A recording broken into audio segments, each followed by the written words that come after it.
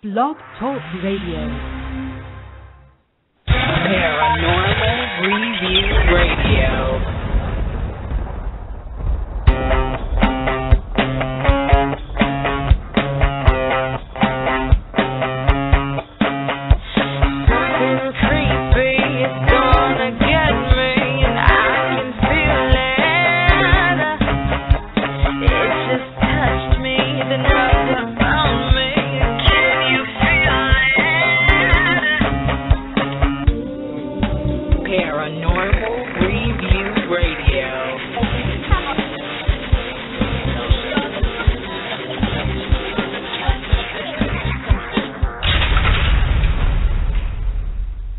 Hello and welcome, everyone. It is Friday night, and you are listening to the best paranormal radio show online, Paranormal Review Radio, with your host, Anthony Agati in New York.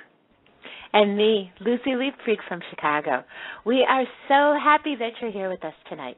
Our chat room is up and running, so feel free to further discuss the topic or to ask a question. And you can also call in with your questions, too, 661-244-9831. Now, make sure you press the number 1 to get into the queue. And if you lose sound on your player, just refresh your page or log back in. And you can also send us an email at paranormalreviewradio@yahoo.com. And don't forget to check us out on our Facebook show page.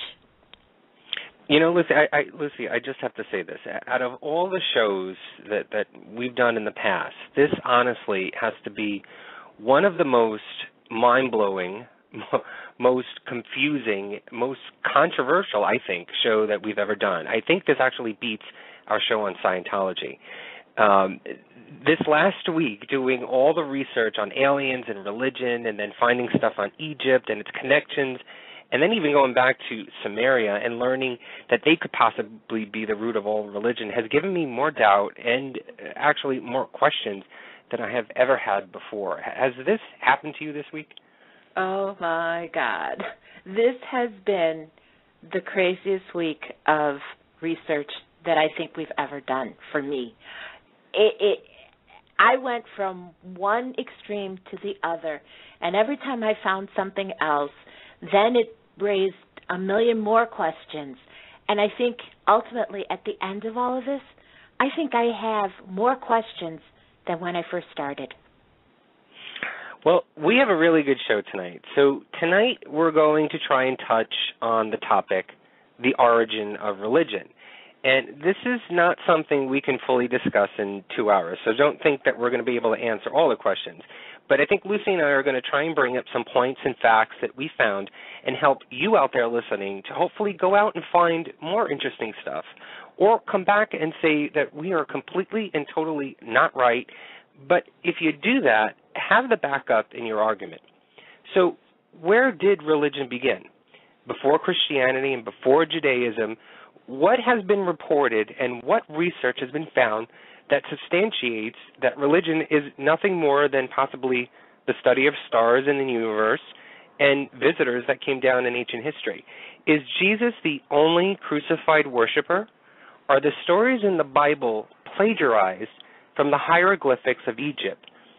Did the Sumerian tablets write about ancient aliens as gods? Well, tonight we'll try to get to all of this, and with a little help from some of our friends. Tonight we have actually two of our greatest friends and super fans of the show, Connie Diamond and the Red Phantom. We thought it would be really cool to do a roundtable discussion. So if anyone else actually wants to be on this table tonight, or has a question or a concern or an issue, or just wants to, expand the topic tonight, give us a call at, like Lucy said, 661-244-9831. If you want, you can even type in the chat that you want to be on the table with us, and type in your area code so that we know that you'll be calling in, and we'll be able to pick you up in the air. But before we go any further, I do want to caution everyone listening. We are not going to be holding back tonight. What we found and what has been discovered and reported on this topic. So if you're easily offended by critics on religion and God, then I suggest you leave the show now. Otherwise, we just ask you to keep an open mind and expand your knowledge on what people are saying on this. It may come actually handy the next time you're in an argument about religion. So, Lucy, do you want to get our guests on the show tonight? Yes, I do. We have Mateo, and Hello. we have Connie. Hi, guys. Hey. Hello. Hi. Hey, guys. Thank How are you ya? so much, both of you, for agreeing to do this. I mean, when we thought about, talking about this topic, we really wanted to get, different perspectives on it. And we couldn't think of two people that we would rather, talk to. I mean, not that we don't want to talk to all of our fans, but we wanted to get a couple more views on the subject. And you two were it. That's because we have the biggest mouths, I think. Well, okay, you guys, let's start off with this, okay? I don't know how much you guys know about religion, how much your faith is based, how much you've learned growing up or in your adulthood. So this is just going to be open, and we're not expecting anything from anyone tonight at all. This is just hopefully maybe with other folks on the show, everyday people, that maybe we can sort of try and piece these things together. And Connie and Mateo are actually going to help us all do that with all of the findings and the research that we did. So you guys, Mateo and Connie, if anything that Lucy and I are talking about tonight that you disagree with or that you have a different opinion on, please feel free to say it. Bring it out in the open. If you agree with us, please feel free to say it. But anything, like we've said, is open and up for discussion. We don't mind any debates. We don't mind any contradictions. So please feel free to do that, okay? So tonight, what I wanted to do first to start off with is just to get a pulse from everybody, including myself and Lucy. So I'm going to read you a sort of textbook definition of what religion is. And in print, it basically says, religion is a fundamental set of beliefs and practices generally agreed upon by a group of people. These set of beliefs concern the cause, nature, and purpose of the universe and involve devotional and ritual observances. They also often contain a moral code governing the conduct of human affairs. Now, that's pretty clinical way of describing what religion is, and I think the description or definition of religion has so many different variations to it. But I wanted to get the pulse from everybody on the panel tonight. So, Lucy, why don't you go first? Why don't you tell us what is your definition of religion? The first thing when I hear the word religion, the first thing that comes into my mind is a belief in something greater than myself. It's a belief in a higher power. It's a belief in an ultimate good. It centers around love. When I think of religion, I just think of love. I don't see it in terms of, the brimstone and fire and the biblical definitions. I see it as an overwhelming feeling of love and goodness for everyone. That's what comes to mind for me. All right, Mateo, what do you believe religion means to you? And it could be something that, maybe it's something that's been instilled in you ever since you were growing up, or maybe you had epiphany later on in life and this is what your new belief is. But what does religion mean to you? As I get older, the word like a code or a guide comes to my mind. I think it's a tool that's a lot of people use to cope with existing in the world and all the conditions it's been in. So it's basically just a guideline on how to, not to corral people, but just like a moral guide, something to believe in. Okay, and Connie, what does it mean to you? What does religion mean to you, ultimately? Ultimately, religion means nothing to me. I don't believe in any particular religion. There's good ones, there's bad ones. There's people who do crazy things and blow people up, blow themselves up for religion. I do believe in good and evil, but that's as far as my take on religion goes. I don't follow any. Go ahead. Okay. I love this panel because everything that each of you have just said marks basically my fundamental beliefs on religion. I have, and it has been instilled in me that there is this love of a higher power, that there is this greater need to seek out someone above me or someone to watch over me. I do believe that religion can be secular and can create silos in which you are guided in one direction if you are this way, and you are guided in another direction if you are this way. And also, ultimately, though, I've been finding lately that religion to me is debatable. It is sort of questionable. It's something that I guess within my seek of paranormal, it is sort of developing a new answer for me on religion. I'm not to say that I'm not religious. I do believe in a spiritual belief, but to be a god or to be of that nature, to me right now that's sort of questionable. So I love this panel because all of you guys are making up everything that I think is considered the entire nation or the entire world on their views. Don't you agree, Lucy? Mhm. Yeah, it's kind of like we've got like all four corners of the aspects of it, which is really cool. This is going to be a fun night. I love this already. Okay. So what we wanted to get into, and we're going to get into specific stuff because for the past couple of weeks, Lucy and I have been doing a lot of research.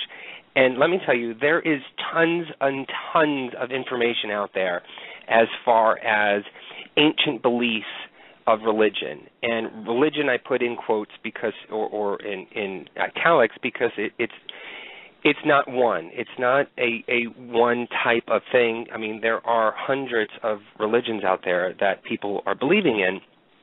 But ultimately, all of those religions are believing in the same fundamental beliefs of being good, of living a wholesome life, and leading by example. I think those are the fundamental beliefs of all religions out there. But where they differ are who they believe in and what happens to you after.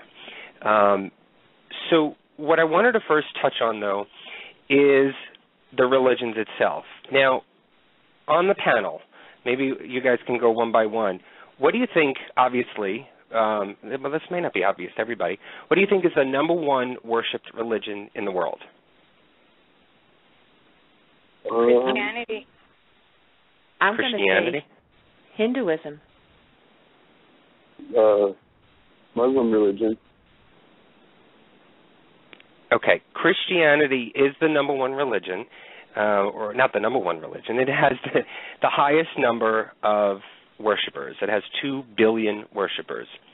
But what is the second? The second most popular? Boy. I don't know. I think Hinduism. Buddhism? Okay, we got Hinduism, Buddhism. Lucy, what do you think? I'm still going to go with Hinduism. Hinduism? Yeah. Actually, it's atheism. No belief. Oh, wow. 1.1 billion people believe in atheism. To me, that amazed and shocked the hell out of me. That is amazing. It's almost kind of like a hidden audience, though. Yeah, but you know what, though? I think that number is kind of low because who would actually come out and say that they are an atheist within the popular world? You know? Me. Except for Connie. No, you know what? As I get older, I'm seeing more and more young people that actually will admit to not believing in anything. And I'm seeing more and more people actually becoming more vocal about being an atheist. So in a way, yes, it is shocking to me. But then again, on the other hand, it's not. Yeah, I know that with a lot of people my age, it's they don't have any problem saying that. That's the common thread. That's they have no problem with it. I wouldn't call them friends, but I know a lot of people who think I'm stupid for being, because I am a religious person. I do believe in a God, you know. there's some people I wouldn't even tell it to. Just because there's people who are atheists, and there's people, the big majority of people that I run into are people who think you're stupid if you believe in religion, which is hindering. True. But do you yeah. Go ahead.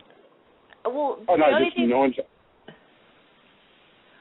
The one thing that pops into mind, okay, well, you know, with these people that you know that seem to have this view about your religious views, is it possible that maybe that they are disillusioned with the actual religion itself rather than the idea behind it? For the most part, I think it's people saying something that goes against the grain. I don't think they take it too serious. It's something different. It's kind of against what most people believe, or, you know, what used to be. Everybody went to church, you know. From what I gather, it's just something cool to say these days, unfortunately. You know, I've read somewhere, and this was not during this research, but a while ago, I read an article. I can't remember if it was in the Wall Street Journal or the Times, and they actually talked about that atheism or a non-believing sector or religion is something that is up and coming now with the younger generation. And the article, I remember it mentioned to the fact that science is more prominent now, and there's been so many more advances. And the investigations into the universe has led people, the younger generation, to believe more in the fact that there could be possibly the connection with the universe and with extraterrestrials and other planets, other life on other planets. And so therefore it's already instilled in them that the idea of religion is nothing more than a man-made story, and that there is something else out there because of what science is saying. Do you guys believe that could be the future of religion because of what science has sort of put out there in the masses, that it could be changing the views on the younger generation, and therefore religion is sort of now grasping for air? I think so.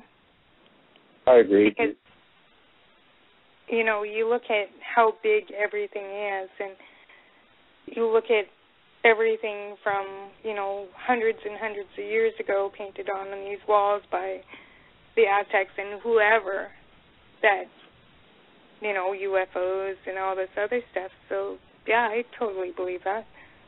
Well, Connie, what I mean, you don't have to go into specifics, but what made you, what shaped your mind, excuse me, what shaped your mind to be more of a spiritual than a religious or a, you know, communal religion believer?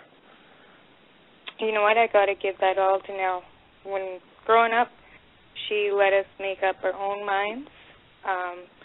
She didn't force us to go to church. There was this little old lady that would take us kids to church every now and then. And, you know, just growing up, you look around and you see what's right and wrong. And personally, I don't agree with what a lot of the churches do, whether it be Scientology, Catholic, whatever. I don't agree with a lot of things they do. Do I believe in spirituality? Do I believe in spirits and all that? Yes, I do, 100%. There's more to life than just us. And it's been proven, you know, like over and over and over again. It's been proven that there's a lot more than just what we have and what we do and see. I believe that. I really do. Do you guys know, and I won't spend any more time on this intro, but do you know what the third most worshipped religion is? Satanism. Say that again, Connie? Satanism. Satanism? Okay. I have no idea. I don't know. I hope that's not true. I'm so afraid that that's the right answer. I know. Does anybody else want to take a wild guess? I mean, you still have some of the more mainstream ones still out there that nobody said. The Catholic religion. Are the Mormons? Mormonism? A good one. I know they have a lot of influence, so. Yeah. When I started to do the research, this is where I started off first. I wanted to get a basic list of all of the religions that are out there. And there's actually a chart that I found on religionfacts.com, and it gives you a list of all of the religions, the number of worshipers, their basic ideas and conceptions of the religions itself, and where to find some of the information in regards to it. And to me, I mean, honestly, I thought at first, obviously, I kind of knew Christianity was the first. And my second thought was Judaism. And then I wasn't sure what was to come after that. And then when I started to read this and I saw that Christianity was first, that atheism was second, and third was Islam, I was amazed at the fact that Islam has 1.3 billion worshipers. And then fourth is finally Judaism, with what they considered the number to be at 14 million, but I kind of think that that's low. This scope, and I mean, I obviously I don't know, and it's not 100% factual in that, and so I'm not too sure if this is correct, but I did do some cross-referencing, and I did find the same thing again, and the third top religion was Islam. So I guess everyone, before you make a criticism, or before you start to discuss the topic on religion itself, I think it's a good idea to first find out what is out there, number one, and what are the leading ones, and who in this world, or how many people in this world are believing in what before you start to go any further. And then you'll get an idea of actually what sort of concepts people are believing in, or what sort of religions that they believe to be true for themselves. So when I read this when I read this chart, I saw atheism, and then it branched off into aliens. And the idea, so there is no God, then where did this religion come from? Where did quote-unquote religion come from? And Lucy and I did a lot of research, and one of the areas that we honed in on was space, the universe, life on other planets. And just to give you an idea, and this is coming from, and again, excuse me, because I've got like notes all over the place, and I'm sure Lucy's the same way right now. Let me just read you a little clip, a little piece from an article from scienceandreligiontoday.com. And this comes from the NASA chief historian. His name is Stephen Dick. And this is quote, and he says this: "We need to take into account what we know about the universe, including whether or not there are extraterrestrials. This includes the fact that physically the Earth is not at the center of the universe, and the likely fact that, in Dick's opinion, biologically human beings are not at the center of the universe either. He suggests that there are other, far more advanced intelligent life forms. Quote, we are most likely not at the top of the great chain of beings." So this is coming from NASA itself, stating that there possibly could be life on other planets. Well, not even possibly. I think he's leading to the fact that there is. Now, just this week I was watching, I think it was the Science Channel, and I cannot remember the show's name, but they talked about almost the same topic, not on religion, but life on other planets. And there was one startling quote that I remember hearing, and I wrote it down. There are 200 billion stars in the universe today. They claimed, and these are some of the professors, they claimed that at least 100 billion of these stars would contain Earth-like planets. So they're basically saying half of the stars out there could basically contain an quote-unquote Earth-like planet. I'm going to go even further than that, and I'm only going to give the number 10. I'm going to say that there are only 10 stars out there out of the 200 billion 10 stars out there only have an Earth-like planet. The question then comes, does that, and obviously I think it would, does that affect our religious beliefs? Christianity, Judaism, Islam, Buddhism, Hinduism. Does that affect the idea and the fact, once it is revealed, because I know that there's life on other planets, once it's revealed, does that affect our religion beliefs here on Earth? Lucy, I'm going to pose that to you, or if you had any information on that if you wanted to share. Well, you know what? I'm going to say that prior to doing all this research, I would have said no, because in my mind, I equate it to, even if there are other planets, even if, holding to the religious beliefs that I was brought up with, that there is a higher power, whether you call it God, whether you call it the Great Spirit, whether you call it Yahweh, whatever, which is the creator of all that is in existence. After doing the research and after looking at a lot of the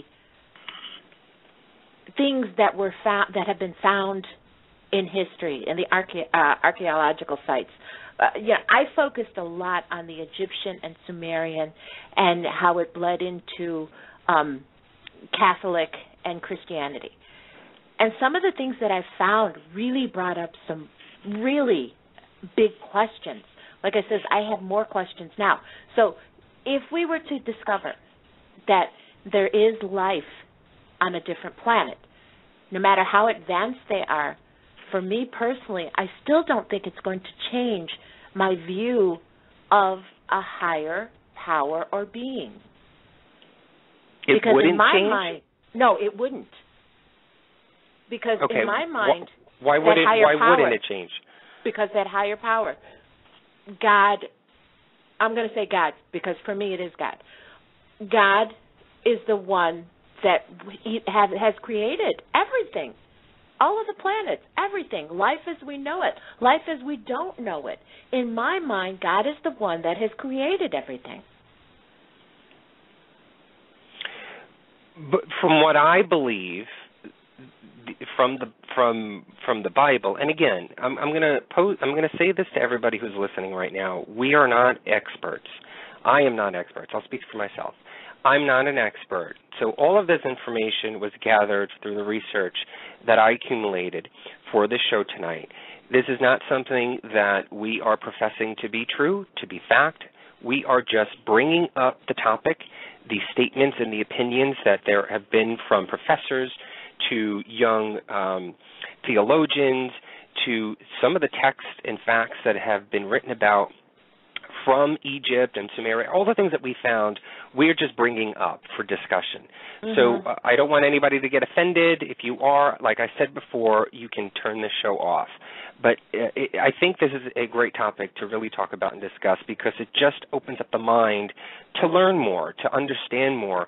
And if it strengthens your current religion right now, then we've done our job.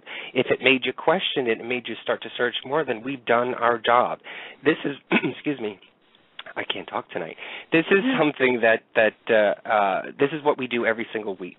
We bring up the topics for people to discuss and for everyone who's listening to be able to make their own opinions up. So I'm not jamming any information down their throats, but I like to bring up a debate. I like to talk about it, and we bring up both sides. So I want to add one thing to that, too. One thing that I was thinking about when we were talking about doing the show. Again, too, like Anthony said, what we're giving here, we're giving you the facts as we found them. Okay, when I'm going to say something, I'm going to say it's my opinion.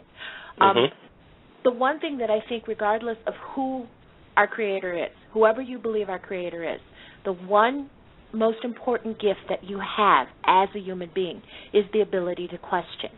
And I know faith is very strong with some people, and they just blindly accept what is given to them. But as a human being, you were given the ability to question. And I think if we don't use that ability to question, then we're doing ourselves a disservice. Because when you question something, it's either going to make that faith stronger or it's going to show you the truth. And to me, there's nothing more beautiful in this world than the truth. Okay, so getting back to what you were saying, I was going to ask you or bring up this point that if you do believe that God had made the universe and God had made other planets, and therefore if there is life on other planets, then they are the byproduct of what God had created. Is that true? Mm-hmm. Okay. Why don't I read that in the Bible then? Why is it only, and I'm only bringing this up as a question, I'm not questioning your faith.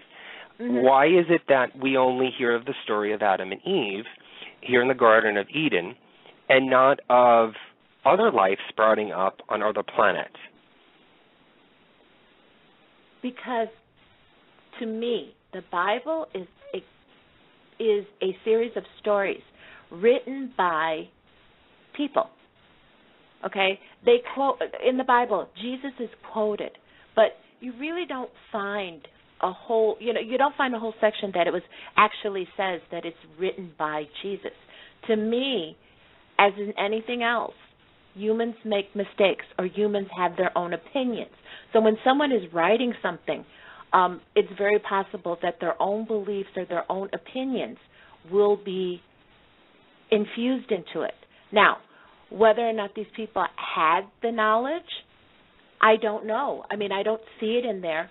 But then again, when I looked at such as the Sumerian writings in that, there are things in there that they have that to them, those are their truths. So I think the Bible, to me, is a guideline. It's a basic guideline. Now, whether or not it is the exact truth, I have questions about that. Oh, Connie, you still there with us? Oh, yeah. Okay. I'm going to pose this to you. If, let's just say, tomorrow, press release, CNN, Fox News comes on and says that there is definite proof that life is on other planets, that they've been in communication for the last 10 years, and that they are planning to make a visit meeting with the higher people here on Earth.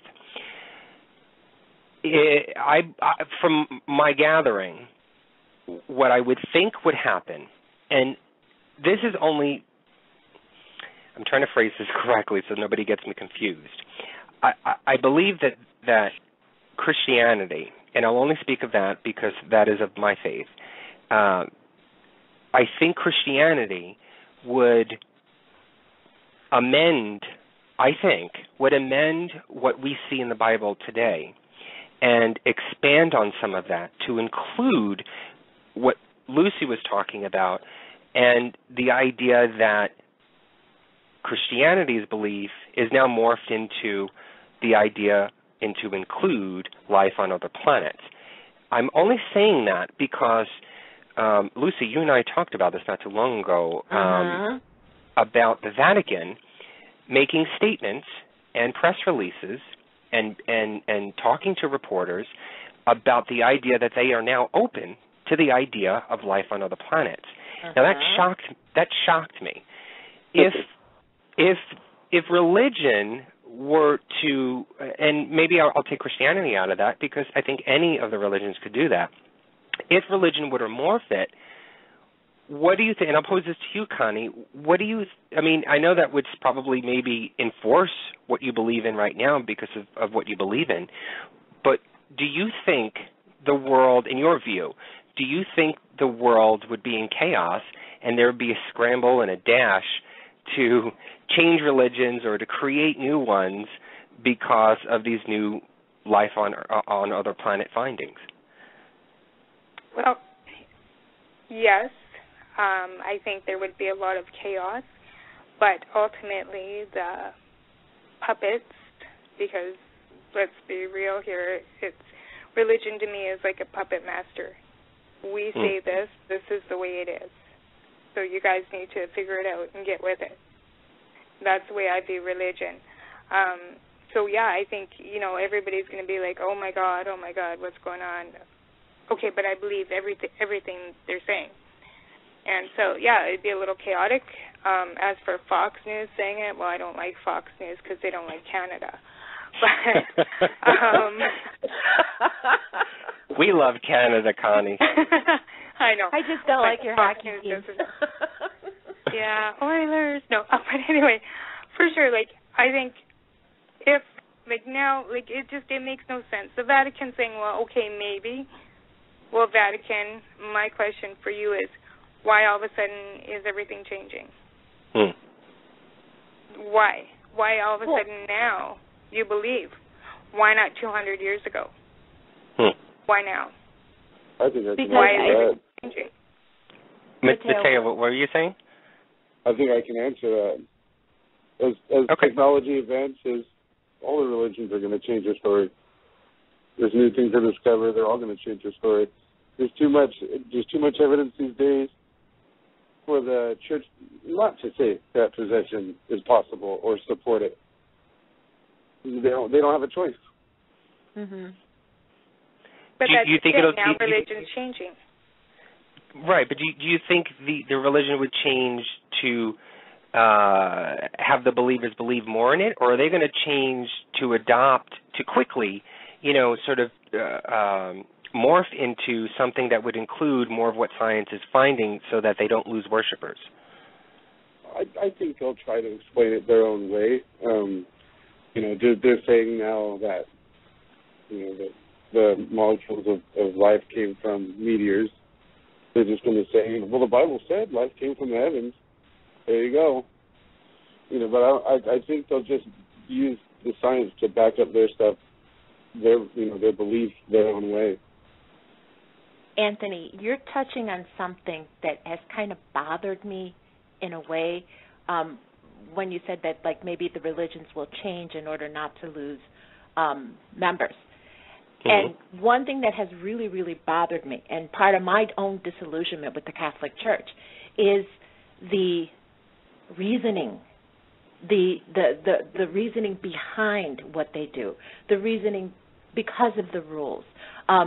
Is it, it's no secret that the Catholic Church has tons and tons of wealth. It's no secret that people are leaving the Catholic Church. And I can only talk about the Catholic Church because that's the religion I was baptized into. That's the religion I grew up with. So, of course, I've always paid attention. But would religions change in order to keep members in? Yes, I believe they would. But I don't. Part of me is thinking, part of me is feeling that it's not going to be such a good reasoning why. I think a lot of it has to do with money and has to do with what they own and what they have. I mean, once someone gets into, through history, throughout history, if you go back through Roman history, if you go back through Egyptian history, any history at all, religions have changed, and they have changed depending upon who the rulers are and depending upon what is happening at that time. So yes, I do see that religion will change. As Mateo said, with more discoveries, more technology, all of a sudden we find that yes, we're not the only ones in this universe. And I think it's kind of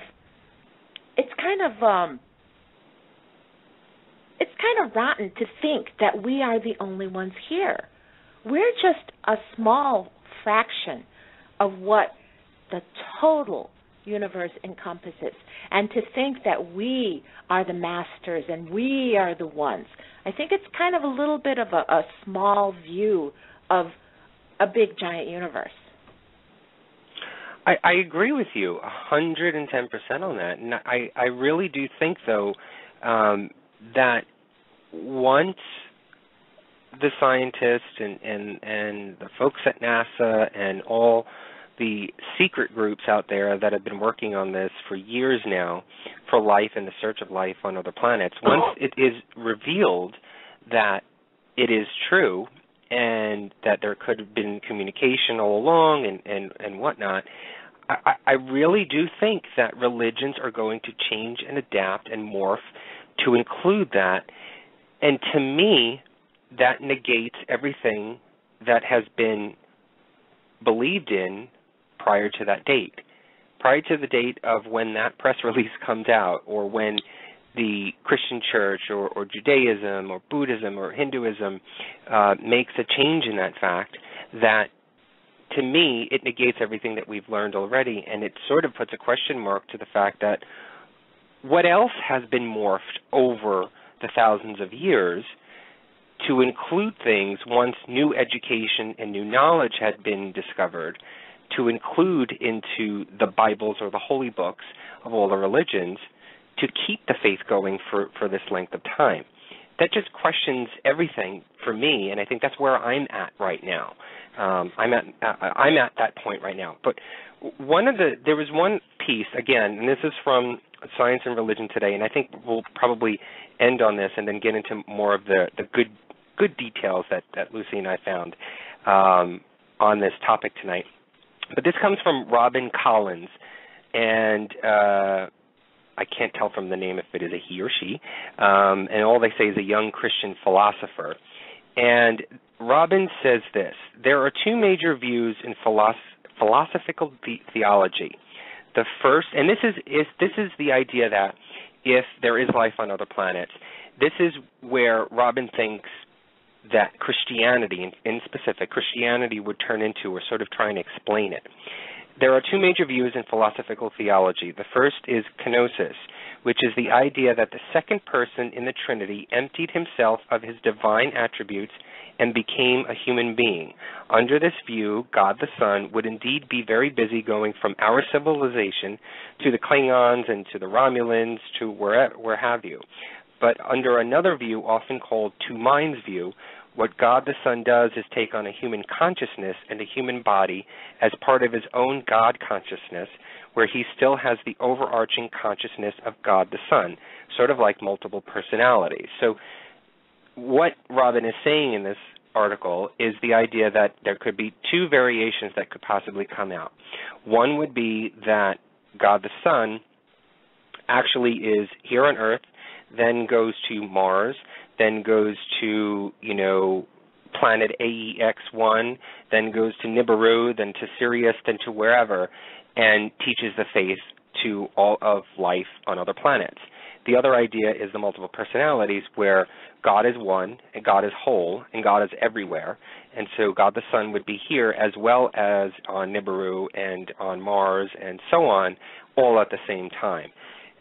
That's, I don't believe, is taught right now within the Bible, but I think, again, even a young Christian philosopher is starting to speculate the idea that the adoptions of different beliefs or a new belief of the Christian religion could be changed or could be explained, let me say that better, could be explained by adding in these interjects to include life on other planets. I just think it's something questionable, and I think that's something that people should really think about, that if that does happen. Okay, let's take that theory, okay? And what really pops into my mind is that taking Native American beliefs and then taking the Catholic beliefs. Okay, I've had this kind of like conflict at first, but as I learn more and more about both beliefs, both still center around a higher power, the Great Spirit or God. Now, I've also read, and as I come into contact with more people, where God, where Jesus appears to each person, each different person in their own vision, in their own likeness, where, maybe in China, when God appears in someone's mind, they see a vision of a Chinese person. To a Native American, it is going to appear, God is going to appear as a Native American. I think that's part of the mystery that this great being is. I think that what she's saying, or he, is pretty much what I think I already kind of believe. Okay. Does Mateo, Connie, do you guys have anything more that you wanted to add before we went into more of the details that we found? About the whole aliens and changing everything in the Bible and whatnot. Like, I'm a History Channel fanatic, and I saw something a couple weeks ago about in Egypt they're finding all these writings on the walls with aliens and UFOs. So if this is on there way back when, why is it going to change now? Because it's always been there. And I don't know, maybe they've kept it hush-hush all this time, but it's there. The writing's literally on the wall. And it's not like they have technology we do. Mateo, did you want to add anything? Oh, no, I agree with everything you guys are saying. I had a question for Lucy when you mentioned about two conflicting religions. Did you ever get to a point where you kind of figured out that they were pointing towards the same thing, the same direction, they're kind of structurally the same thing? Yes. I mean, as far as spiritual path, they're basically the same thing. Both, to me, both point towards the inherent goodness in man, that what we need to base our lives on is being good and having love. And I'll say it over and over. To me, God is love, and that ultimately what it means. And it's taken me a long time to realize that. And it's not something that's a result of what I was taught by the nuns or what I've read. It's a result of the things that I've learned in everyday life. So the two religions, to me, yes, they do point to the same thing. But in my mind, they both have rules. They both have specific rules. And when I look at my Catholic faith, there's a lot of rules that have been put in place by man, not necessarily by God, not necessarily by, the Great Spirit. There are rules, and those are where my questions come in. That's where my disillusionment comes up. All right, Lucy, where did you want to start off with now on some of the more juicier research that we found? Well, since Connie brought up the show with the writings on the wall, I think maybe we need to go to some of those things because, Connie, I know exactly what you're talking about, and part of the research that we did went into the beliefs of the Egyptians, and we went even farther back. We went to the Sumerians and the cuneiform writings that they found. And some of the things that are in there really directly point right back to the beginning of our conversation, whether or not there is alien life outside of our range of knowledge. So, Lucy, you found some things, or hieroglyphics, or writings or drawings from Egypt that allude to the fact that there were aliens who sort of interconnected with people on Earth. Yeah. Well, you know what? In Egypt, basically, and now this is one thing that's interesting because the religion in Egypt itself, in the beginning, very early on, it was a polytheistic society, which means that they had many gods, and it was basically gods for each community.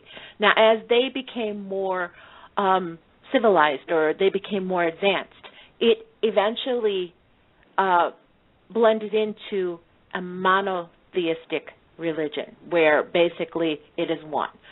The most central deity that was in Egypt that I found was the sun. Okay, now this is the central divinity of the Egyptian religion, and basically what I found is that people worshiped the sun. They looked at the stars, and they worshiped this because it was what controlled their lives. I mean, the sun it either made the difference between people eating and starving, whether or not they had rain, whether or not they had of water. If there was going to be a drought, a lot of it depended on the sun. Now, one thing that was really, really interesting that I found, and, the Egyptians, they worshipped the sun, but they also felt that the pharaohs, their leaders, were the personification of gods on earth. Now, there are some theories that I found that very possibly that, how do I put this? The temples, the temple at Luxor, this was the main thing that came to mind. Here you have a civilization that basically one day they're farmers and they're not so advanced. And then overnight they start building these huge temples and pyramids. And to this day, scientists still cannot explain how these things were built. The pyramids, it's still a mystery as to how these were built. Now, there's theories out there that say that these pyramids were built with the help of possibly extraterrestrial or alien help. Now, when you think about it and when you look at these things, it's amazing. Now, not so much with the aliens now, what I found in one particular, the temple at Luxor, excuse me, what scientists have found, that this temple, the way that it's situated and the way that it's built, actually, they feel is a representation of man. And each chamber and each section of this temple has either drawings or they have hieroglyphics on there that are really, really super advanced for what you would call that time. Now, archaeologists that have gone in there, there's certain parts in this temple that tell stories. Some of those stories, which were in the temple, predate the Bible. And they're very, very similar to what the Bible states. Now, how is it that these people, thousands of years before Christ, could do all this?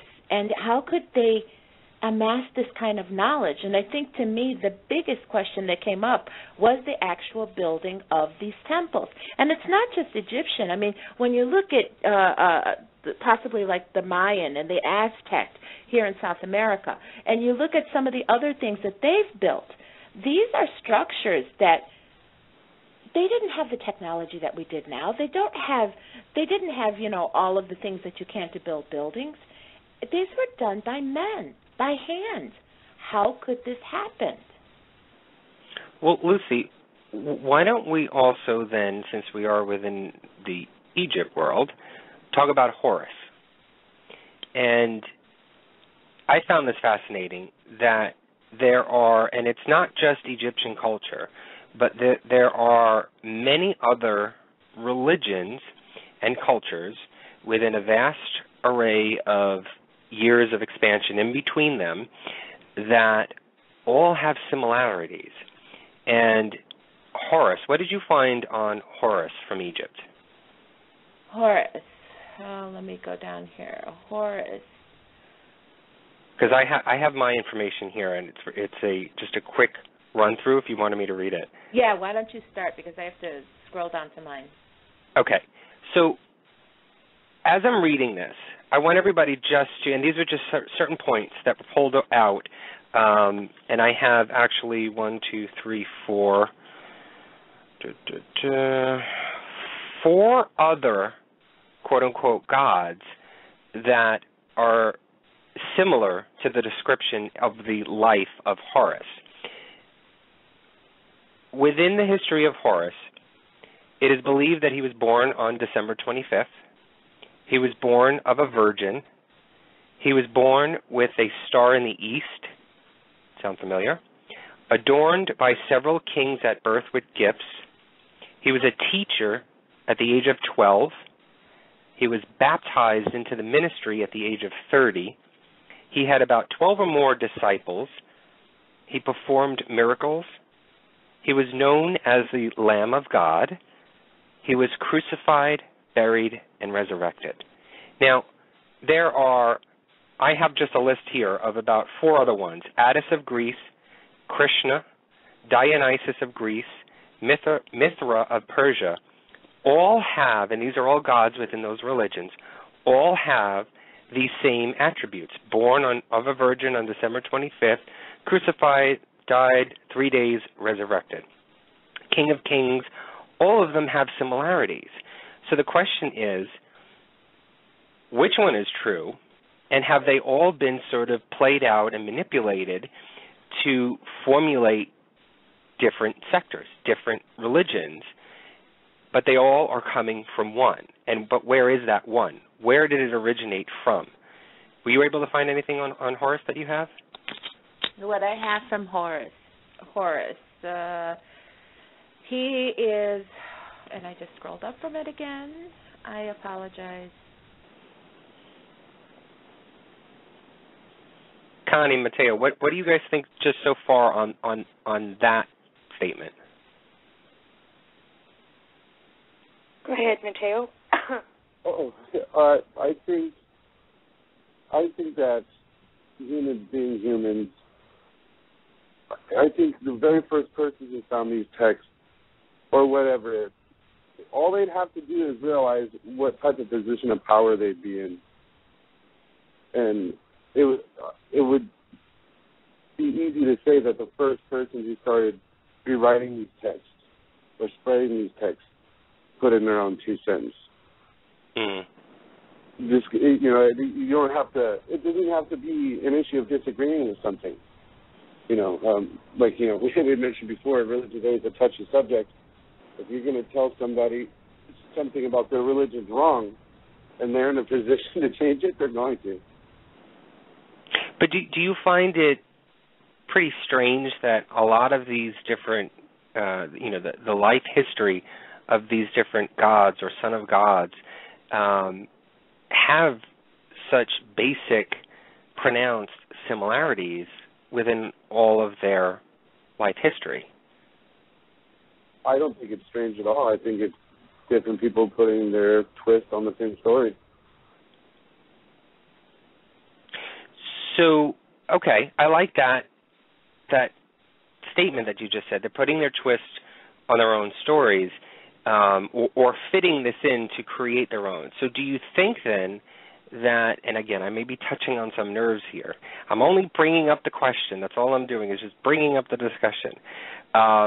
Do you think then that all the religions are basically one same solid based religion itself? I do. Why do you think so, Connie? Well, if you look at it, every single religion, whether it be Buddhism, Catholic, whatever, everybody prays to a higher power. So, yeah, you know what, there is a higher power, but which religion is right, who knows? As for the dates, you know what, there might be something there. I don't know, and I'll never claim to know. Susan Jackson actually texted me something that I told her I'd read.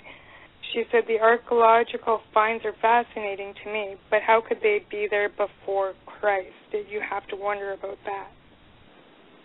Right.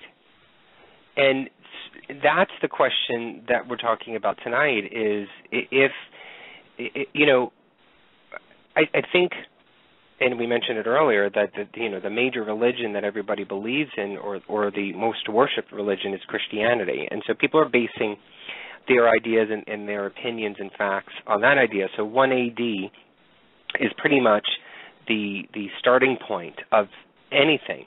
But when I did my research, and what Lucy was just talking about just before, there is Egypt, and they had a religion, which is similar to a lot of the religions that you see today. But even before that, there is Sumerian, the Sumerian culture. They date back to 4500 BC, which is a little bit before Egypt. And they are actually known to be the first civilization to be able to report and document, to put things in writing and communication. And their text is basically the fundamental linings of Egypt, Christianity, Judaism, Islam, and so on and so forth. What some of the conspiracy theorists are saying out there is that the idea of all of the religions are actually fact-based upon the Sumerian text. Everything that Sumeria had written down in history about what they believed to be the gods, and they believed gods were actually aliens, that the aliens actually came down and helped them communicate, helped them form their civilization, helped them and taught them so many different things. And the interpretation of aliens to future cultures created the religions, and they adapted it and changed it to these gods of the higher power, these gods in the sky. And so that's how we come up with the idea of heaven and God. But it just amazed me that how it can be so adapted and changed and morphed. Again, we're talking about morphing. But how it all originated from one, and everybody took their own piece of it and created their own religion. Lucy, did you want to add anything? Well, the things that I had found, the Sumerian creation myth, the Epic of Gilgamesh, a lot of these stories that they have, when you look at the stories in the Bible, which came afterward, sounds really similar to these things. Now, one of the things that I found that was really, really interesting was the fact that the Sumerians actually believed that aliens had come to the planet. They came here during the times of the Neanderthals.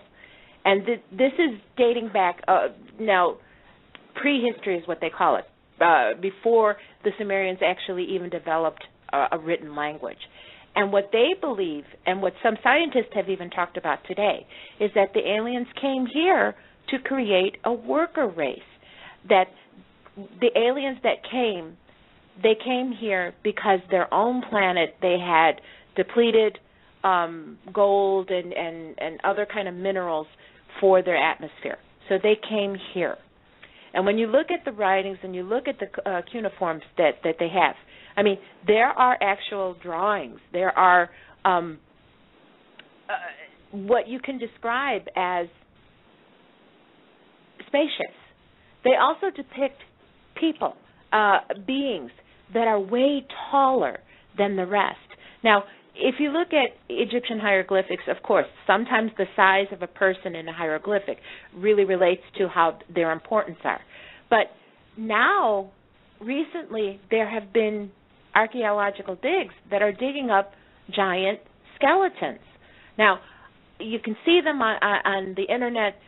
A lot of people tend to say that these things are not real, that it's photoshopped.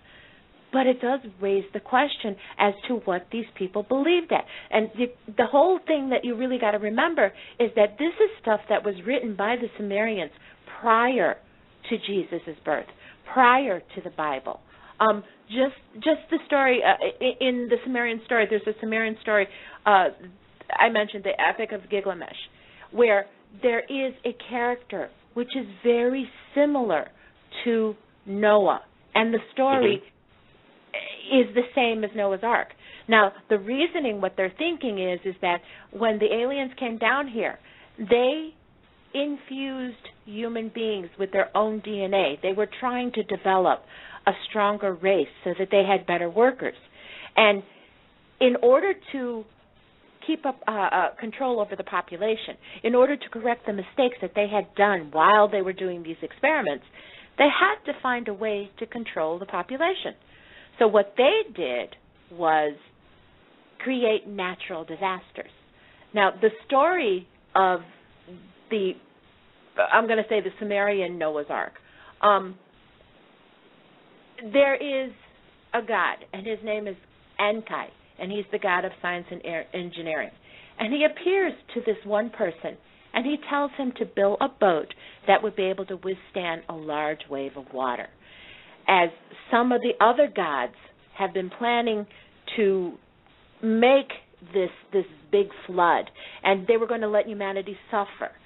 And he also instructed this one person to take onto the boat what he called the seeds of life. So after the flood, life could be sustained on earth once again. Now, this story appears thousands of years before the Noah's Ark story in the Bible. There's other stories that come from the Sumerian writings. The Tower of Babel, that's another story that is written. And it's kind of hard to say whether or not it's true or not, because it's basically the same story that's in the Bible, but as far as the Sumerians are concerned, it all reverts back to the aliens that came to this planet. Now, the aliens, according to what scientists or writers that have read this, they're saying that the aliens made themselves look as gods. So the people would worship them. This was their way of getting the control. They would put a layer in between, which would be the kings, royalty. Now, this brings up another question I've always had as far as royalty goes. What determines royalty? I've never understood that concept. How is it that a family or a bloodline can be distinguished as royal? What makes them so different? I don't understand that. Well, in the Sumerian version of things, the royalty, and even in the Egyptian, the royalty is kind of like that intermediary that goes between people and the aliens. In Egypt, the pharaoh, which are the rulers, were considered to be the embodiment of man's perfection. He was considered to be a living god. So all of these little questions pop up. How is it that they decided that this person is divine, that this person has royal blood? And what does it really mean with all the drawings? I mean, these are drawings. I mean, it's highly unlikely that people would just sit there and make up things and just, draw. Back then in history, pretty much all of the drawings and writings that you see on caves, that you see on temples, are things that people saw. They saw with their own eyes. So they just learned how to communicate, right. And everything was oral up until the point when the first civilization was able to actually record it and write it down. And so, I can only, it can only be a thought, but I could only imagine and think that they would write what they truly saw or what was truly passed down to them as far as stories that were mostly true, because communication was so sacred back then. It's very different. It's a very hard concept to think about because of the world that we live in today. Communication is something that we take advantage of, but back then this is something for a civilization to live and survive. Communication was key. And so they kept communication very sacred. And I think even orally, I think everything that was said and told was true. And I think they made it a point to make sure that every fact was true. And therefore, then once it went into writing, everything that they wrote was basically of truth. And this is, from what I can believe, and what I'm thinking about when I'm going back into that era, that's what it could possibly be. You were talking about the Sumerian and similarities within the Bible, and I wanted to touch on, again, I keep going back to Christianity, but I wanted to touch on the similarities between the Sumerian clay tablets and what they talked about there and with the Genesis, the book of Genesis in the Bible. Now, we've all heard the word Anunnaki, right, or Anunnaki. Sorry. Mm-hmm. It comes from the Sumerian clay tablets, and the Anunnaki were these alien beings, or to future religions, gods. And so the Anunnaki, in one of the clay tablets, they talked about how the Anunnaki had inseminated and impregnated one of the humanoids, and this was the start of the creation of man. And I think they impregnated a woman by the name of Ninmah, excuse me, who gave birth to the first human child with the help of God. And she named him Adamu. Now, in Sumerian and Babylonian mythology, Adamu was the first man, Adamu. Does that sound familiar? The gods tricked Adamu and his descendants out of immortality, not wanting man to be immortal like gods, by telling him that the magic food of eternal life was poisonous to him, and such Adamu didn't eat it and so didn't become immortal. So it's kind of like an opposite of what Genesis had talked about, how Eve was tempted by the snake with the apple, and they ate it, and therefore are mortal beings. But here, it was the opposite way. If you ate it, if I get this right, he didn't become immortal, and so he then became a mortal human being. But that fascinated me. That just the name itself. Now it could be, one of those little coincidences that happen, but to me, because Sumerian tablets, the clay tablets, were the first civilized writings, and Egypt followed, and Christianity, Judaism, Hinduism all followed after that, it seems as though to me that they have taken some of these writings and incorporated it into their own. Does anybody agree with me on that, or does anybody disagree or want to debate that? Well, I agree with that, because there's also an Egyptian story, which is the story of Geb and Nut, which is similar. Very similar. What were you going to say, Mateo?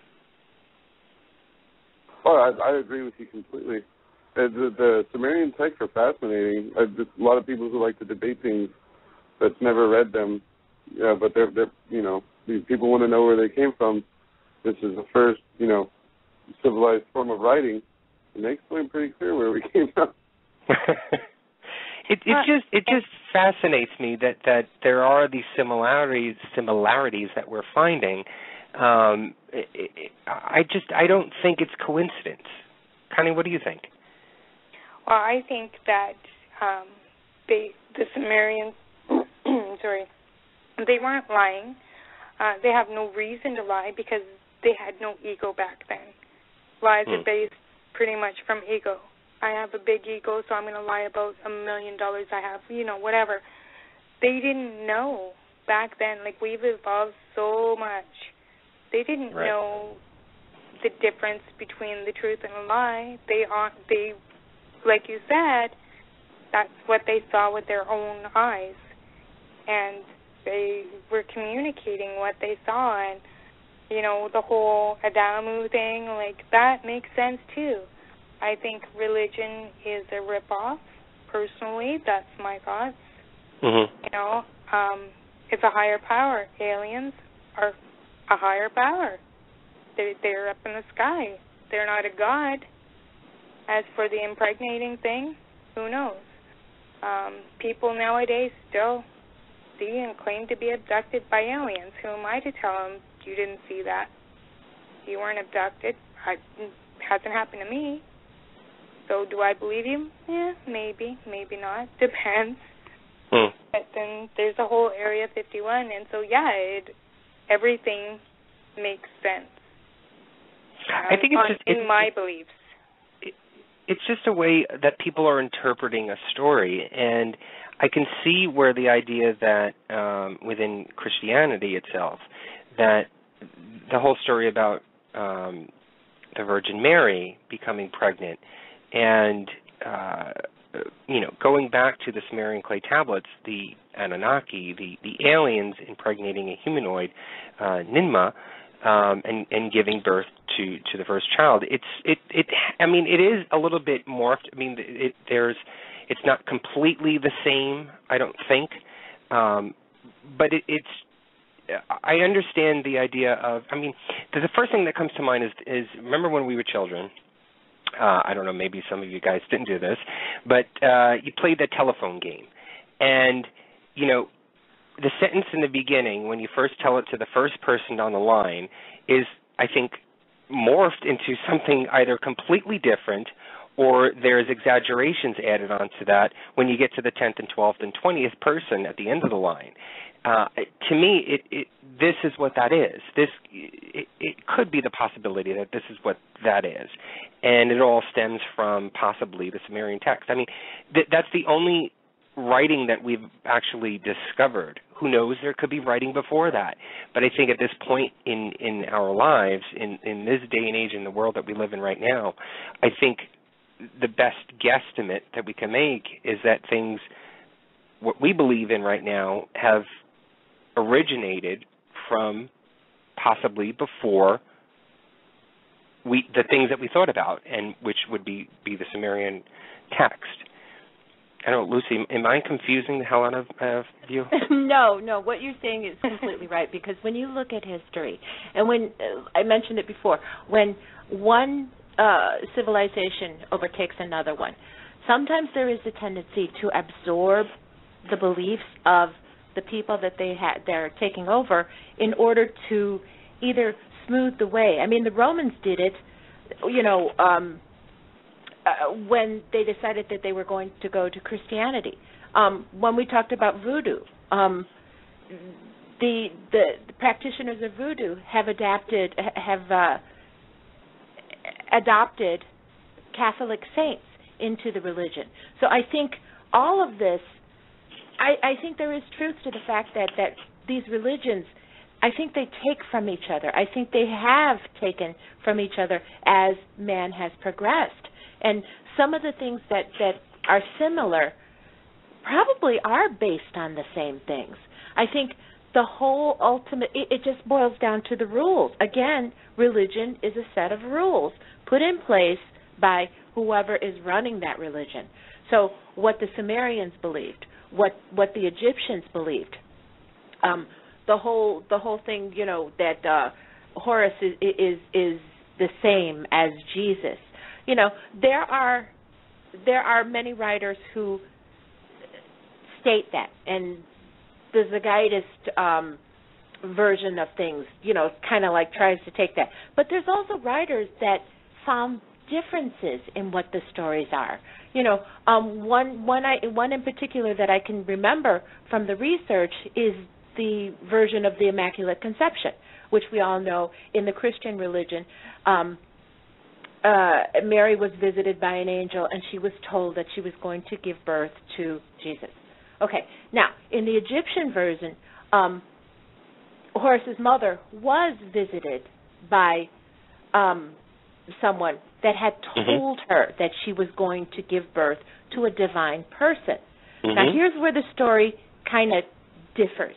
Okay, where Mary is, gives birth, without ever having sex. Now, there are some carvings in the temple at Luxor which actually point towards a sexual act between Horus's mother and his father. So there are differences there. But again, with the telephone game, one person says this, and then all of a sudden the next person hears something slightly different, and then the version changes, and it changes. The basic idea may be similar. And let's just, and I don't want to upset anybody, but let's just say that the people that wrote the Bible were trying to tell a story, that they were trying to tell their version of what happens. And they take the stories from the Egyptians, and they take the stories from the Sumerians, and they mold them in a way where it's going to be more acceptable to their own people. I think this is what very possibly could have happened. But to me, that's creating a religion. That's not stating what they witnessed or what they were told by God, or what they witnessed with Jesus. I think exactly right. To me, that doesn't make sense to me, and that actually substantiates the fact that religion could possibly just be a man-made story. Yeah, well, no, religion is a man-made story. Okay, I thought you were getting at the fact that this could be just, a simple thing of just getting things together so that it reads better, but it still is true. It is something. Okay, let me restate it. I guess it is. What I'm trying to say is that I see it as, yes, they did take stories and they did mold it in a way, but I think the ultimate belief of each religion still remains the same, and that is of a higher power. Now, the question comes up, who is that higher power? Is it the aliens as the Sumerians saw it, or is it God or Yahweh as the Christians see it? I think the story itself will change depending upon the civilization, depending upon the people, and depending upon the ultimate goal of who's creating that story. I'm going to go back to the basic ancient times, okay? There's no television. There's no phones. There's no laptops. There's, none of that stuff, right? They basically lived on the land. They communicated with each other, and at night, and this is fact, at night, they studied the stars. They studied the constellations. And many of the civilizations studied the constellations in order to prepare for harvest, for being able to tell when the moon was full so that they knew when the tides were high. They studied the constellations so that they can see when there were going to be solar eclipses, and this is a span of thousands of years. This is not something that civilizations that lasted for only 100 or 200 years understood. There are certain civilizations that lasted for a long period of time that studied this, and what I found to be fascinating, and I don't know if you guys, Connie or Mateo, have you two ever seen the documentary called Zeitgeist? I've heard of it, but I haven't seen it. Yeah, that's the same with me. I've heard of it, but haven't seen it. Okay. If you do get a chance, if you can go on YouTube and you can type Zeitgeist, Zeitgeist, I think that's how it is, documentary. Some people call it conspiracy theory, and I saw some folks in chat actually talking about that earlier, about that this is just Zeitgeist conspiracy theories. And it could very well be. But again, I'm bringing up every topic, every research that we found out there, just to see if we can make sense out of it. But it fascinated me. There's, I think, 3 parts to that documentary. The first part talks about this topic that we're talking about tonight, and the others talked about conspiracy theories with 9/11 and other stuff. But I only paid attention to the first part, which was sort of like the origin of religion. And they talked about the idea that many ancient cultures studied the stars. That was their main goal. That was their main job. That's all that they did, because that's how they lived. That's how they knew when to do things, when to live, and that's how they survived over thousands of years. And so the stories that were told upon their study and research of the constellations, factually based, because this is where the star was aligned, and this is how the stars are aligned, and it still is till this day. This is what happens. This is what was discovered in the documentary Zeitgeist. This is what they talked about. And when I'm reading this, think about your respective religions and what you believe in, and or if you don't believe in a religion, what you've heard about the major religions, and tell yourself, do you hear any similarities in the two? So within the constellations, okay, the sun, first of all, as Lucy was talking about earlier with Egyptian culture, the sun is the most worshipped god. Obviously, everybody knew in ancient times that the sun was the giver of life. The sun made the crops grow. It created the seasons. It was something that was completely worshipped because they knew it.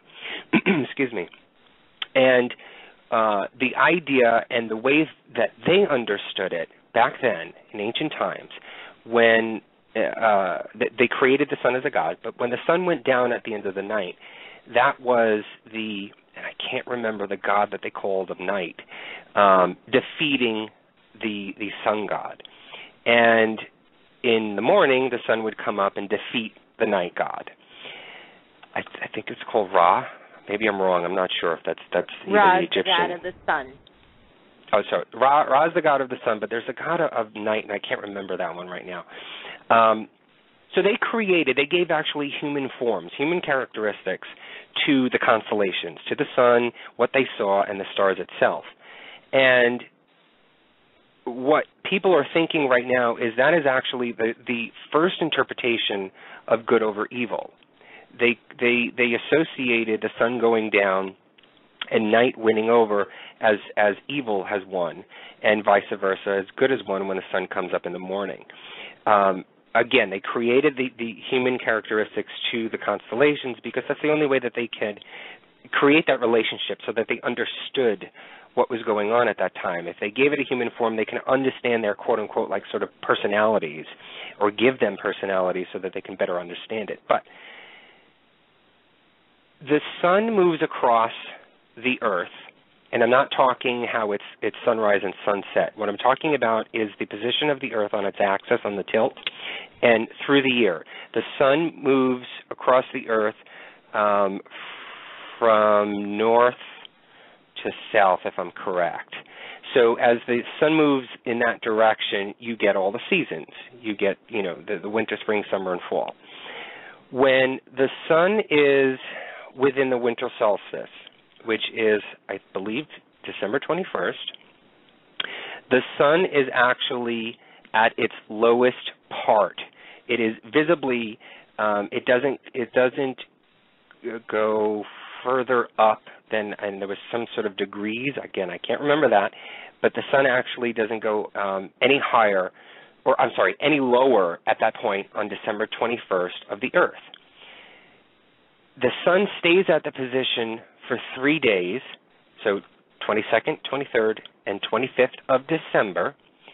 The sun's position stays there, and then after December 25th, the sun then begins its rotation back up again towards the north and higher in the sky level. The idea of, from what people have been talking about and researchers have said, that, and what this movie Zeitgeist documentary had claimed, that religion was based upon the constellations itself, that the sun moving across, like I just talked about, and going to its lowest point on 12/21 refers to the idea that is when, quote-unquote, Jesus had died. And it stayed in that position for 3 days. On the third day, it rose again and went back up into its normal position. The sun in that position, or I'm sorry, the star of the east that's within the Bible itself is aligned. They talk about the birth of Jesus. The star of the east is aligned in the Orion's belt, okay? And it is positioned with 3 other stars. So if you picture straight ahead of you, there's one star. Now on the upper right side and going in a northeast position, there are 3 stars in alignment. So basically it's almost like an arrow pointing at the star of east. There are 3 stars in Orion's belt. Today, even today, those 3 stars are called the 3 kings. These 3 stars are pointing at the star of east, which is called Sirius. They call that Sirius. It is within also, I'm trying to read this from my notes, the astrological sign Virgo, which obviously means virgin in Latin.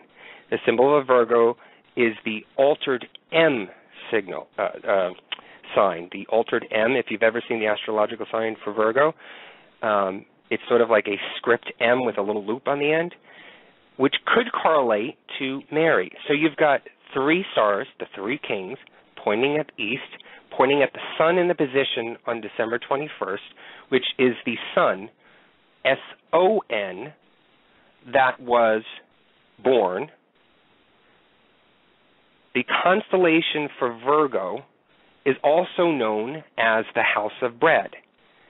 Bethlehem translates to the house of bread.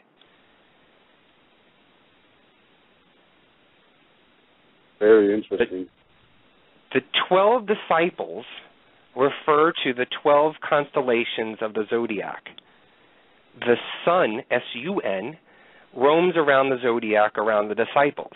Now, we've always heard about the stories about the sun, S-O-N, of God roaming the earth with the 12 disciples. Here it is, the 12 constellations with the sun, S-U-N. The zodiac signs are measured by age,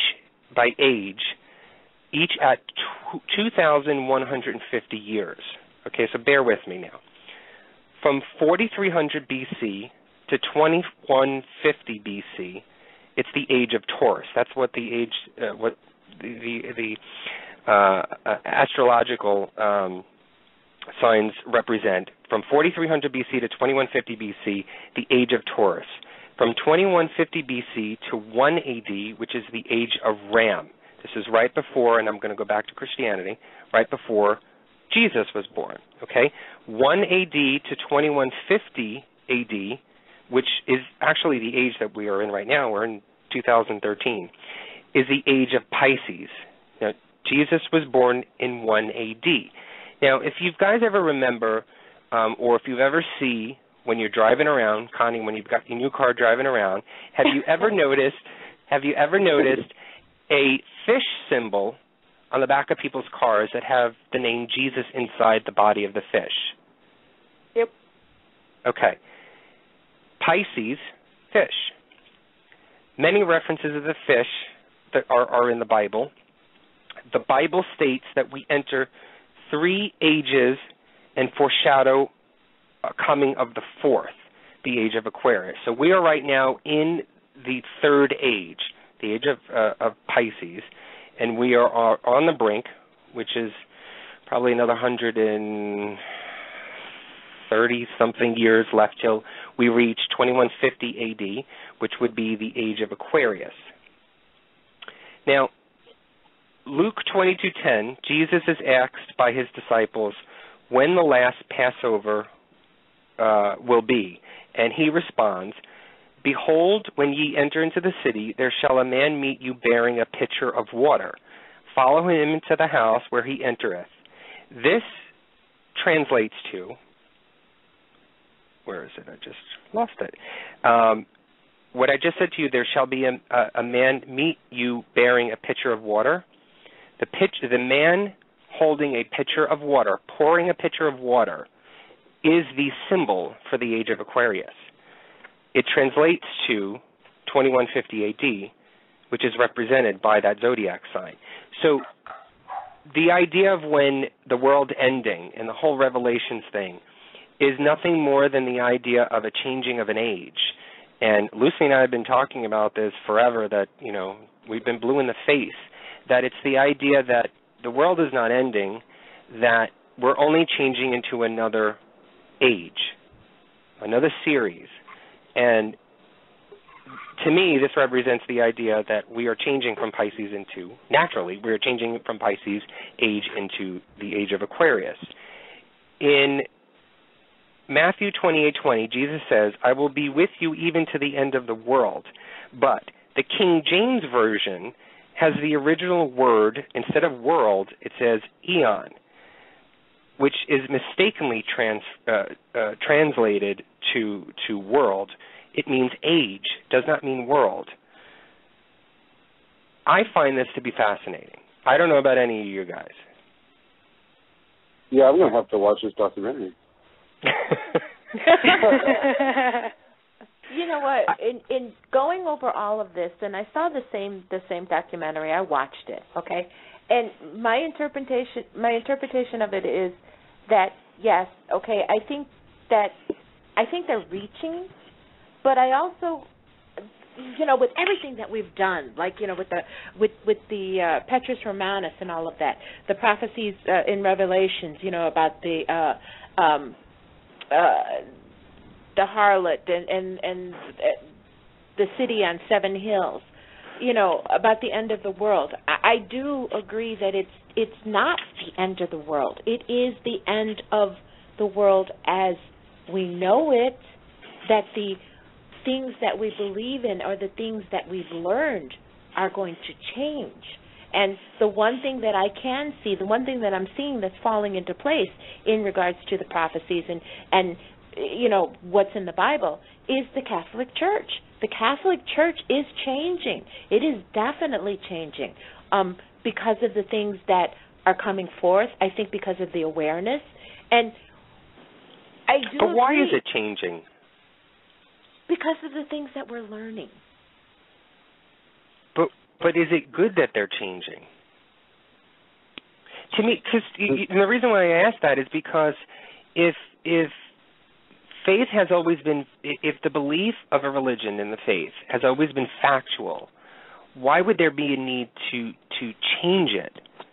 I think if it is truth and it is honest, it should be kept that way, and everything else should be debated. If it cannot be debated, then to me the religion should go away. I agree. I agree too, but look at Jamestown. People will follow anybody. But I think it still goes back to the fact that yes, I agree, yes, the religion should go away. But to me, the definition of the religion are the rules and the guidelines. It doesn't change the central belief, and it's still the central belief in that higher power. Because to me, again, the Bible is not an exact document. It is interpretations from different people of what they claim to be the truth. Oh, but don't tell that to the Vatican.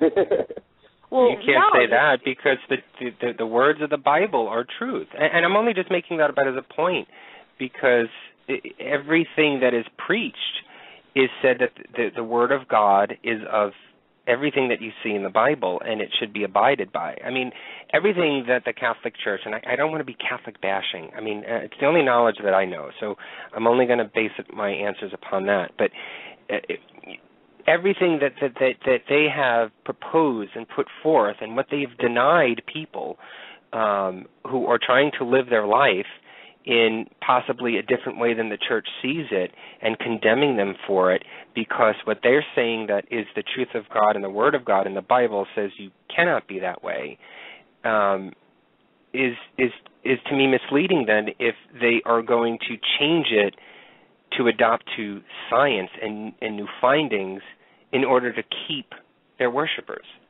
Mm-hmm. Which is what we said in the beginning. But see, here's where my conflict comes in, because the Catholic, like you said, the Catholic Church has come forth with these, this is how you're supposed to be. But yet when they came to this continent, and my ancestors that were here, we were looked at as savages. We were looked at as we weren't going to go to heaven, and we were going to go straight to hell because we didn't believe in God the way they believed in God. So who's right? All right, so then disobeying the Bible, though, isn't it? I'm sorry? Isn't that automatically disobeying the Bible to consider another race of people savages when the Bible says love your brother? No matter what, it's already a contradiction. It's a contradiction. Right. I mean, I don't want to bash any religions, but I agree with you, Mateo. There are a lot of contradictions that are within the Bible, and I think it's coming out more prevalent within the last 25 years or so that I think people are starting to awaken and realize that there are things that are being preached. And to me, and I'm going to say it, and I know people are going to be pissed off at me, and I don't care. But to me, I think a lot of the religions, I'm not saying all of them, but I think most of the religions are or have been, and this is what a lot of people that I have heard talk about, very prominent people talk about, that religion was created on sort of a political base to enslave people to keep chaos quiet. And religion was a way to instill fear into people so that they wouldn't steal, they wouldn't kill, they wouldn't do a lot of these things. And it was inflated to the masses so that people were contained. I hate to use the word enslaved, but to be contained, to be sort of held down so that the civilizations could last. And I can understand why they would do that, but I think we live in an age right now that that's no longer needed, but it's still being believed and it's still being pushed through to people. Well, Anthony, everything you just said basically is the same thing that the Sumerians believed. They believed that the Anunnaki came here, and what the Anunnaki put in place was to control and to enslave humankind so that they could serve them. It's no different. Right. And I'm not saying that... Go ahead. Go ahead. I was going to say, according to the Bible, yes, I've read it, I'm going to hell because I've had not one but 2 children out of wedlock. So if I'm going to hell anyways, why am I a nice person? Why do I help people? Because I'm automatically going to hell. You know, that's the big reason why I don't believe in religion. That kind of reminds me of something my friend. It reminds me of something my friend had said. We were talking about religion and stuff, and he was talking to me about. So religion for me, it's a weirder subject. I get my religious background from my dad, and I don't think he found his faith for any type of support or moral growing or anything like that.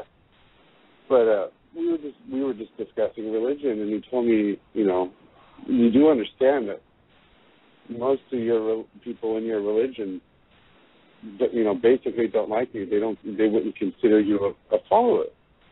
And I was like, well, you know, I think you should stop. You've already ruined the religion. It doesn't matter what you think.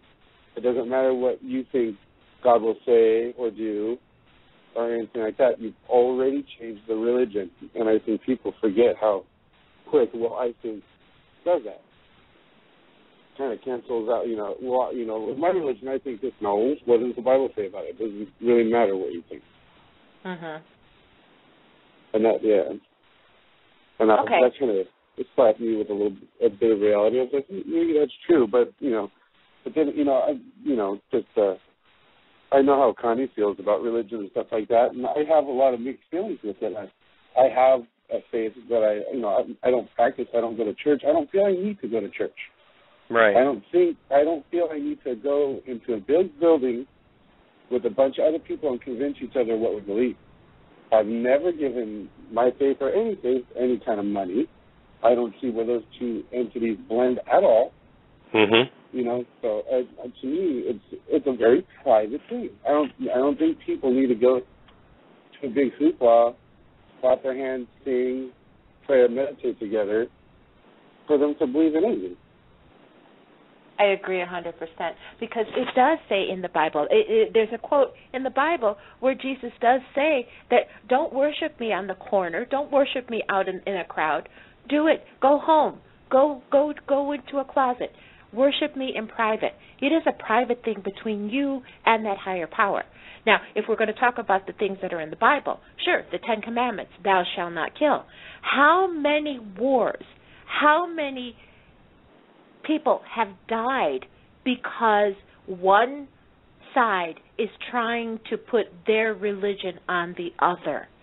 How many people have died in the name of religion? They didn't just fall down. They were killed by another human being. But yet if you go back to the Bible, it says thou shalt not kill. Mhm.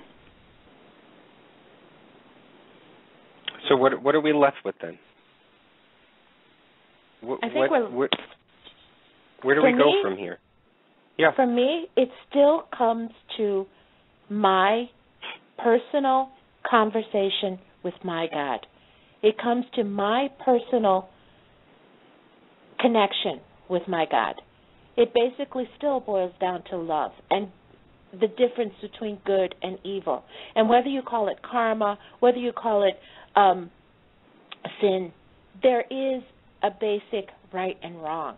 And as a human being, you have the right, you have the ability to make a choice, to do something that is either going to harm someone else or to help someone else.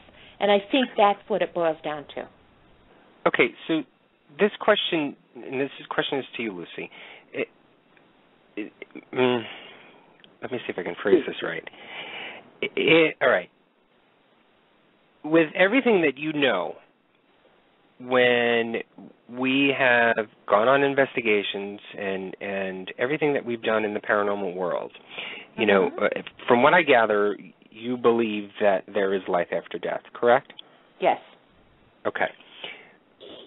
If you yourself know in your heart that to live a peaceful life, you know that you have to live by guidelines of do unto others as you want done unto you. You know, fill your heart with love. You know you're not supposed to kill anybody. You know you shouldn't be really stealing. You know those fundamental basic guidelines, right, of living a life that is pure and natural, and as you have said before, you know, of love and peace and harmony. Do you, and I may strike a chord here, do you really need to then believe in a God in order to do that?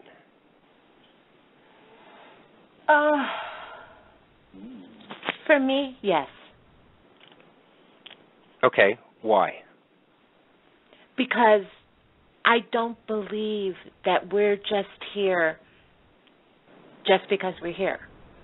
I have, you know, this is where I get conflicted, and it's kind of hard. It's kind of, maybe it's straddling the fence. But as far as evolution goes, I believe that I like how you say straddling the fence instead of sitting on the fence. So go ahead.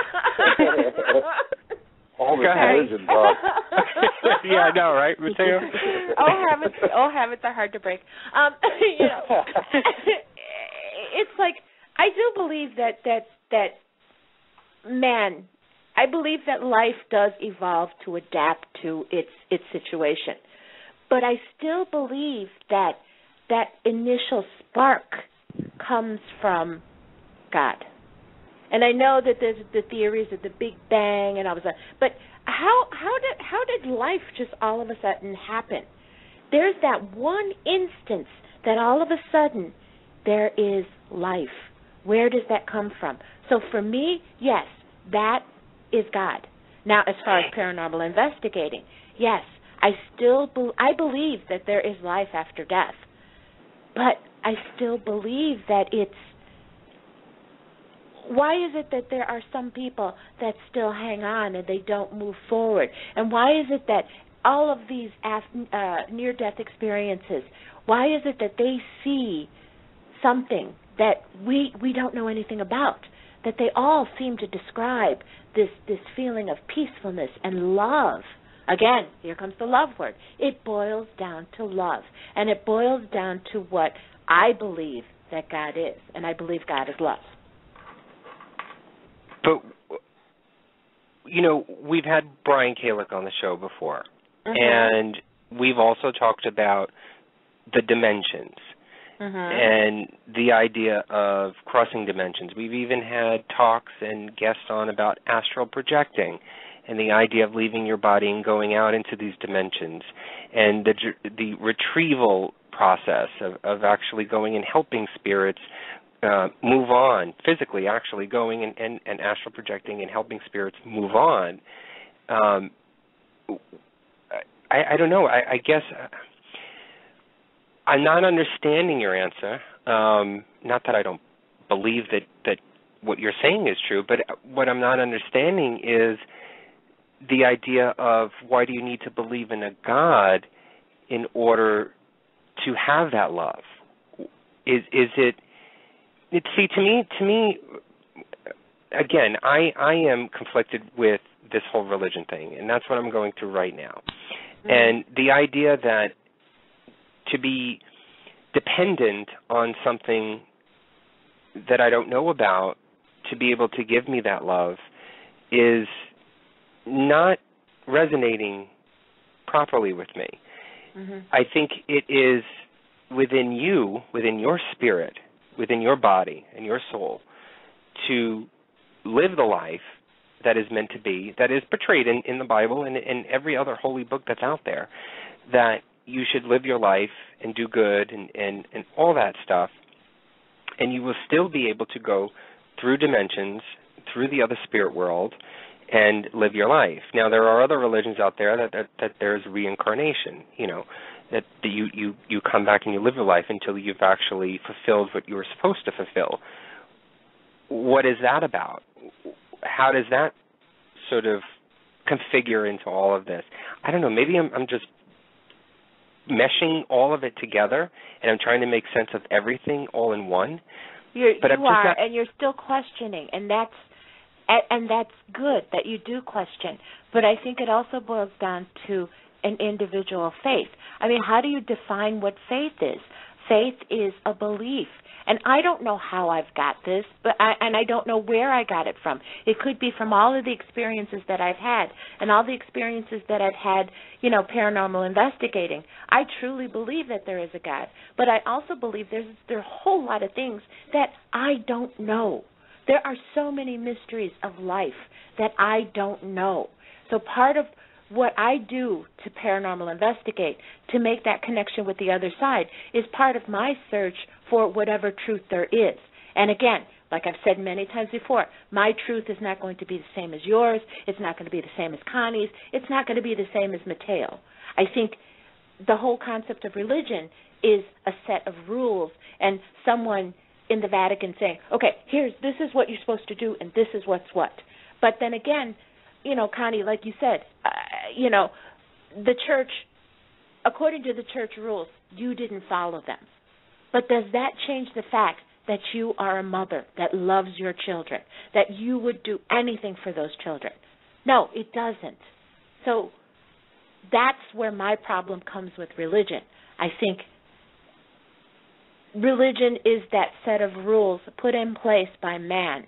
And what is on the other side and what is in different dimensions, I believe that's there too. Why can't I believe in all of these other mysteries and still believe in God? It's not a need. It's just there. Well, we have about 7 minutes left, and we're going to get to the Fan of the Week and to promote next week's show, which I'm really excited about. Mm-hmm. But I wanted to give Connie and Mateo an opportunity if they had any last words before we ended this topic. And like I said, we're not going to answer everything in this 2 hours. No, this is so huge. Absolutely not. But at least we were able to touch on it and bring up some points and maybe question some thoughts that people had. But Connie and Mateo, was there anything that you wanted to add, or if you wanted to comment on, or make a statement on or opinion about? I'm giving you guys the floor. I just think this was... Go ahead, Mateo. Oh, no, please go ahead, Ms. Fun. Well, I just, it's... Religion is like politics. You don't bring it up unless you want a big argument, and I think tonight's show was just amazing. I personally don't believe in any particular God. I believe in good and evil. Good and bad. If you're good, good things will happen. If you're bad, bad things will happen. We won't know until we pass away what the truth is. Okay. Mateo? I would just say if you're interested in any religion or have a specific religion that you're into, study it first. Don't necessarily practice it. Study it. Study all religions. Read the old text. Go to sacredtext.com. Anything you can think of there. The Book of the Jaguar Priest, the Book of Enoch, all the writings on everybody. Everything and anything's there. It's there for you to read. Use it for what it is. It's a tool. Learn from it. You don't have to conform and, do what everybody else is doing, even within your own religion. It doesn't have to be a big public thing. Perfectly said, Mateo. Thank you. No I think problem. That's brilliant. Thank you. All right, guys, you guys can hang out while we finish up the show. So if you want, otherwise you can hang up. It's up to you guys. All right, guys, I'm going to hang up. I got numb bum. Thank you so much, Connie. Mateo, thank you. Thank you, guys. It was nice to talk to you, Miss Connie. I didn't get to say hi when we started. My sound cut out, so it was nice to talk to you. It was great to talk to you guys, too. Thank you so much for joining us tonight. And then I think we had a really great first round table discussion. I think this is going to happen again in the future. So thank you for being the pilot for hopefully a future show. So thanks a lot, guys. No problem. I'm on it. Thank you. Take care, you guys. You All too. right, bye-bye. Bye. Okie dokie. Wow. Wow. All right, get to it, Lucy. We got 4 minutes left. Okay. Fan of the Week, the Paranormal Review Radio Fan of the Week this week is Dennis J. Potvin of Flint, Michigan. He is the writer and co-creator of Pop of Zero. Pop of Zero is a web series, and it is a page on Facebook which is devoted to ghost stories and ghost towns. Just a couple of the likes that Dennis has. He likes Kill Syndicate. He likes The Beatles, Johnny Cash, Twin Peaks, Curb Your Enthusiasm, The Tudors, and, of course, he likes Paranormal Review Radio. Thank you so much for being a fan, Dennis, and congratulations. Yeah, congrats, Dennis. And if you guys want to be a fan of the week, just like us on our Facebook page, Paranormal Review Radio. Okay, so what is the real truth about what we believe in? You know, we're no closer to the truth than when man first started questioning why things happen in our lives. What we have done here tonight was not to change anyone's beliefs or to say anyone is wrong. We wanted to look at all the possibilities and ask questions about the mysteries that surround many religious beliefs. What is most important, it is what is in your own heart, what you believe in. Your faith, whatever higher power that you believe in, is your own. No one should be able to change what you believe in. You have to find your own personal answers to the questions that you have. Question what you don't understand, embrace what you know to be true, and go and let go of the things that you find are not. Never stop looking for the truth, because the truth will set you free. We want to give big thanks to Connie and Mateo for joining the conversation. We love both you guys. And thank you, everyone, for listening and supporting us. You know, we adore each and every one of you. Thank you, Anthony, for everything you do to make this show so much fun to do. I learned so much from you. So, have you had a chance to see Sci-Fi's Deep South Paranormal? It is definitely a different take on paranormal investigating. Sometimes it's funny, sometimes it's scary.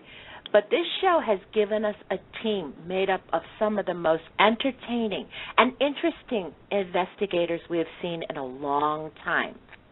Well, next week we are going to talk to 2 members of the Deep South crew. Yes, the godfather of the Deep South team, born and raised in the heart of Bayou Country, Hart Fortenberry, and from Alabama, sensitive and musician, singer, and songwriter, Keith Ramsey will be joining us. Join us as we talk about paranormal investigating, Southern style. You really don't want to miss this one. So, until next week, my dear peeps, keep the faith and have a paranormal week. Good night. Good night, everybody.